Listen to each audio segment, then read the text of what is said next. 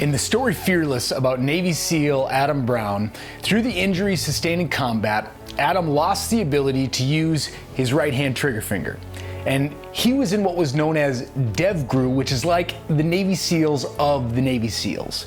Now, Adam defied the odds through his faith in God as he trained himself to shoot with his left hand as the dominant hand. Now, his commander refused to let him stay in the elite teams, and Adam said to him, "Put me through every test that you have, and if I pass, you cannot cut me."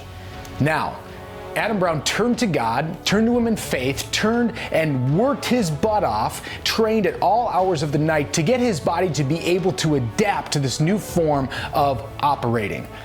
And he was able to pass every test and retain his position in DevGru. Now, we have to recognize that the opportunities to build strength and faith, man, they are less than ideal. It's when hardship comes that we gotta have faith, and strength is needed when you have to endure something difficult.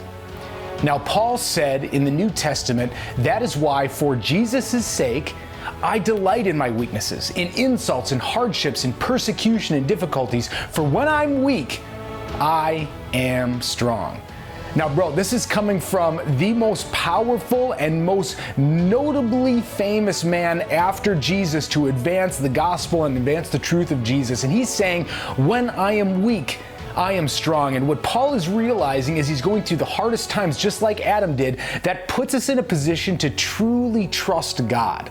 Because when we're placed in those positions, man, we're actually weak, like we're made weaker. And that's the time for God's strength to infuse us so that we can actually truly be strong in Him. Now, the thing to be mindful of is that weak moments can turn us into a victim, where we then get into this victim mindset where this is happening to us, and so now we need to make it happen or try to force ourselves to get this going or get out of the situation in our own strength. But I want to just put forth to you today that weakness actually helps you get out of the way if you can turn to God, you can trust Him, and you can take His power to empower you as you work through the problems with Him. And that's where we have to condition ourselves. So from a practical application, the next time you're working out, the next time you're pushing yourself in a workout, when you're feeling weak, when you can't finish those reps, when you want to quit and you still got a couple more minutes or a couple more miles to run, turn to God. Cry out to Him for strength. Cry out to Him in your weakness.